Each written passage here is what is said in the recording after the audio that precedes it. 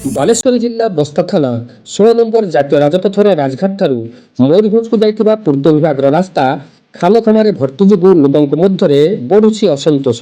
ସୂଚନା ଅନୁଯାୟୀ 1 ବର୍ଷ ତଳେ ଜନୈକ ଠିକାଦାର ପିଚ କାମ ଶେଷ କରିଥିଲା ବେଳେ ରାସ୍ତା କାମ ଅତି ନିମ୍ନମାନର ହୋଇଥିବା ଯୋଗୁଁ ବିଭିନ୍ନ ସ୍ଥାନରେ ସୃଷ୍ଟି ହୋଇଛି ବଡ଼ ବଡ଼ ଖାଲ, ଯାହା ପାଇଁ ଲୋକେ ଦୁର୍ଘଟଣାଗ୍ରସ୍ତ ହେଉଥିଲା ବେଳେ ସ୍ଥାନୀୟ ଲୋକେ ବାରମ୍ବାର ପୂର୍ତ୍ତ ବିଭାଗକୁ ଜଣାଇ ନିରାଶ ହେଉଛନ୍ତି। ତେଣୁ ଠିକାଦାର ଓ ସରକାରୀ ଅଧିକାରୀମାନଙ୍କ ମଧ୍ୟରେ ଥିବା ମଧୁଚନ୍ଦ୍ରିକାକୁ ଗ୍ରାମବାସୀମାନେ ସମାଲୋଚନା କରିବା ସହିତ ତୁରନ୍ତ ରାସ୍ତା ମରାମତି ପାଇଁ ଦାବି କରିଛନ୍ତି। ଅମରନାଥ ମହାପାତ୍ର ଏଠି ଆପଣଙ୍କର ମୁଖ୍ୟ ରାସ୍ତା ରାଜଘାଟରୁ ରେଲୱେ ଷ୍ଟେସନ ଭିତରେ ଏ ରାସ୍ତା କାମ କମାଇ କଣ କହିବେ ତାହେଲେ? ବହୁତ କମ୍ପ୍ଲେନ ଦେଲା ପରେ ବି ଆମେ ତ ଏଟା କାମ ହେଲା ବି କମ୍ପ୍ଲେନ କରିଥିଲୁ। ଏଟା ନିମ୍ନମାନର କାମ ହେଲା। ସେ ଯେ କଣ୍ଟ୍ରାକ୍ଟର ପାଣିଗ୍ରାହୀ ଥିଲେ ସେ କୌଣସି ପ୍ରକାର ଶୁଣିଲେନି କି ତା ଠିକାଦାର ଶୁଣିଲା ନାହିଁ। ସେ ନେଉଳ ଥିଲା ତା ଠିକାଦାର ଆଉ କରିଗଲେ। କିନ୍ତୁ ବର୍ତ୍ତମାନ ଏଇ ଯୋଉ ନିମ୍ନମାନର କାମ ପାଇଁ ବର୍ତ୍ତମାନ ଏତେ ବିପଦପୂର୍ଣ୍ଣ ହେଇଛି, ଲୋକମାନେ ଯିବା ଆସିବା କରିବା, ଗାଡି ଗୁଡା ଆକ୍ସିଡେଣ୍ଟ ହଉଛି। କଣ ଦାବି ରଖିବ? ବର୍ତ୍ତମାନ ଆମର ଦାବି ଯେତେ ଶୀଘ୍ର ଏ ରାସ୍ତାଟା ମରାମତି କରାଯାଉ, ନୂତନ ଭାବେ ପିଚ କରିଦିଆଯାଉ।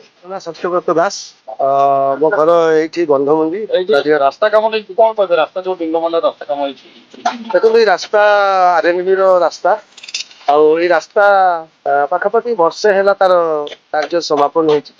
କିନ୍ତୁ ଏଇ ରାସ୍ତା ଏତେ ନିମ୍ନମାନର ହବା ପରଠୁ ୟାର ଦୁରାବସ୍ଥା କହିଲେ ନ ସରେ। ରାସ୍ତା ଯେତେବେଳେ ଏଇଠି ତିଆରି ହେଲା, ଲୋକାଲ ଲୋକମାନେ ତାଙ୍କୁ ବହୁତ ପରାମର୍ଶ ଦେଲେ, କିନ୍ତୁ ବିଭାଗୀୟ ଅଧିକାରୀ ଆଉ ଠିକାଦାରଙ୍କ ଭିତରେ ମୁଲଚାଲ ଏତେ ସୁନ୍ଦର ଭାବରେ ହେଲା, ଆଉ ଲୋକଙ୍କୁ ଭକୁଆ ବନେଇକି ସେମାନେ ଏଇ କାମଟା କରି ନେଇଗଲେ। ଆଉ ଏଇଠି ରାସ୍ତାର ଯାହା ଏଷ୍ଟିମେଟ ଥିଲା ସେଇ ଅନୁସାରେ କିଛି କରାଯାଇ ନାହିଁ। କୌଣସି ଲୋକ ଯଦି ଏଇଟାକୁ ପ୍ରତିବାଦ ହିସାବରେ ତାଙ୍କୁ କହିଲେ ବା ପ୍ରତିବାଦ କଲେ, ତାଙ୍କୁ ବିଭିନ୍ନ ସମୟରେ ତାଙ୍କୁ ଧମକ ମଧ୍ୟ ଆସିଛି। ତେଣୁ ଲୋକଙ୍କର ଜୀବନ ପ୍ରତି ବି ବିପଦ ଅଛି, ଆଉ ତାକୁ ଲୋକେ ମଧ୍ୟ ସେଇଟା କିଛି କରିପାରୁନାହାନ୍ତି। ଆଉ ଠିକାଦାର ମାନେ ଏଠି ବହୁତ ଲାଭ ପାଇଲାର ଗୁରୁତ୍ୱପୂର୍ଣ୍ଣ କଥା ରାସ୍ତାର ଉପରେ ନିର୍ଭର କରୁଛନ୍ତି କେତେ ଲୋକ? ଦେଖନ୍ତୁ ଏଇଟା ମୟୂରଭଞ୍ଜ ଆଉ ବାଲେଶ୍ୱର ଜିଲ୍ଲାର ସୀମାନ୍ତ। ଆଉ ଏଇଠି ଯଦି କହିବେ 20 କିଲୋମିଟର ଡିଷ୍ଟାନ୍ସ ଦୂରତ୍ୱ ବା ପରିଧି ଭିତରେ ଏଠି ରାଜଘାଟ ରେଲୱେ ଷ୍ଟେସନଟା ଅଛି। ଆଉ ଏଇଠି ପାଖାପାଖି 5,000ରୁ 10,000 ଲୋକ ଏଇଠି ଯିବା ଆସିବା କରନ୍ତି। ଆଉ ଯଦି ପାଖାପାଖି ନ୍ୟାସନାଲ ହାଇୱେ ଅଛି, ଆଉ ବସ୍ ଉପରେ ବାଲେଶ୍ୱର ଭୁବନେଶ୍ୱରକୁ ଏଇଟା ହଉଛି ମୂଳ ରାସ୍ତା, କଲିକତା ମଧ୍ୟ। ଆଉ ଏଇଠି ଦେଖିବେ ଯେମିତି ବାଲେଶ୍ୱର ଭଳିଆ ଜନଗହଳି ହଉଛି ବାଲେଶ୍ୱର ଟାଉନରେ, ଆଉ ଏଇଟା ବି ସେଇ ଗହଳିପୂର୍ଣ୍ଣ ରାସ୍ତା। କିନ୍ତୁ ଏଇଠି ପ୍ରତ୍ୟେକ ଦିନ ଦୁର୍ଘଟଣା ଘଟୁଛି। ଦାବି ରହିବ ବିଭାଗୀୟ ଅଧିକାରୀ ଯୋଉ ଠିକାଦାରଙ୍କ ପ୍ରତି ତାଙ୍କର ବୈମାତୃକ ମନୋଭାବ ରହିଲା ବା ତାଙ୍କୁ ସହାୟତା ଦେଲେ ତାଙ୍କ ପ୍ରତି ଦୃଢ କାର୍ଯ୍ୟାନୁଷ୍ଠାନ। ଦ୍ୱିତୀୟ କଥା ହଉଛି କାର୍ଯ୍ୟାନୁଷ୍ଠାନ ସହିତ ରାସ୍ତା କେତେ ଶୀଘ୍ର ମରାମତି ହେବ, ନହେଲେ ପ୍ରତି ମୁହୂର୍ତ୍ତରେ ବିପଦ ଏଠି ଲୋକଙ୍କ ଉପରେ ଅଛି।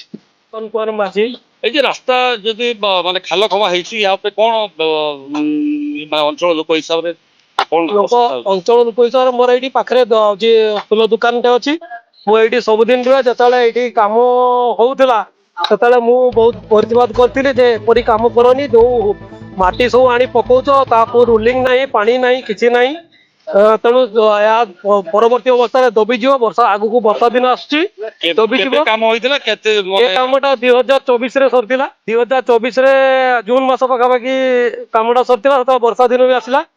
ଆଖାପାଖା କାମ କଲେ ପିଚ ତା ମାନେ ରୁଲିଂ କିମ୍ବା କୌଣସି ପ୍ରେସର ନ ଦେଇକି ସେ କାମଟାକୁ ଏଣ୍ଡିଂ କରିଦେଲେ। ତାପରେ ପିଚ ହେଇଗଲା। 6 ମାସ ଯାଇନି, ସେ ବର୍ଷା ଦିନର ପରେ ଆସ୍ତେ ଆସ୍ତେ ରାସ୍ତା ଦବିଲା।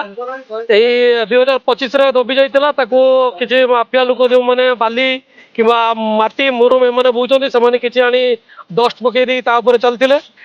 ଏପଟେ ବର୍ତ୍ତମାନ ଯୋଉ ରାତିରେ ମାଫିଆ ମାନେ ଯୋଉ ସବୁ ବାଲି ଗାଡି, ମାଟି ଗାଡି, ମୁରୁମ ଗାଡି, 16 ଚକିଆ, 18 ଚକିଆ, 14 ଚକିଆ, 12 ଚକିଆ ନଉଛନ୍ତି, ଯେ ଗୋଟେ ରାତିରେ ମିନିମମ୍ 800-1000 ଗାଡି ଏପଟେ ସବୁ ଲୋଡ ଯାଉଛି ଏବଂ ରାସ୍ତାରେ ପାଣି ପଡୁଛି, ଯାହା ଦ୍ୱାରା ବର୍ତ୍ତମାନ ଏ ରାସ୍ତା ଦବିକି ତାର ଅବସ୍ଥା ନାହିଁ। ଏବଂ ଏହାକୁ ବି କହି ଯାଉଛି, ସେ କେହି ଶୁଣୁନାହାନ୍ତି। ତେଣୁ ଆକ୍ସିଡେଣ୍ଟ ବି ଘଟୁଛି। ଏବଂ ଆମେ ଚାହୁଁଛୁ ଏ ରାସ୍ତାଟା ପୁଣି ଥରେ ମରାମତି ହଉ, କାରଣ ଏ ରାସ୍ତା ହଉଛି ରେଲୱେ ଷ୍ଟେସନ ପାଖ ରାସ୍ତା। ଦ୍ୱିତୀୟତଃ ଏଟା ମୟୂରଭଞ୍ଜ କୁ ରାସ୍ତା ରହିଛି, ଏଠୁ ବାରିପଦାକୁ ଯିବା ପାଇଁ। ତା ସହିତ ମୟୂରଭଞ୍ଜ ବାଲେଶ୍ୱର ବୋର୍ଡର ମଧ୍ୟ ଏଇଟା ଏବଂ ହାଇୱେ ପାଖାପାଖି, ତେଣୁ ଯିବା ଆସିବା କିମ୍ବା ହଉଛି ଛୋଟ ଗାଡ଼ି ବଡ଼ ଗାଡ଼ି ପାଦ ଚଲା କେହି ଯିବା ସୁରୁଖୁରୁରେ ହେଇପାରୁନାହିଁ। ତେଣୁ ରାସ୍ତାଟା ବର୍ତ୍ତମାନ ଦବି ଯାଇଛି। ଏହାର ପ୍ରତିକାର ଯଥାଶୀଘ୍ର କରାଯାଉ ଏବଂ ଏହାର ମରାମତି ହେଉ।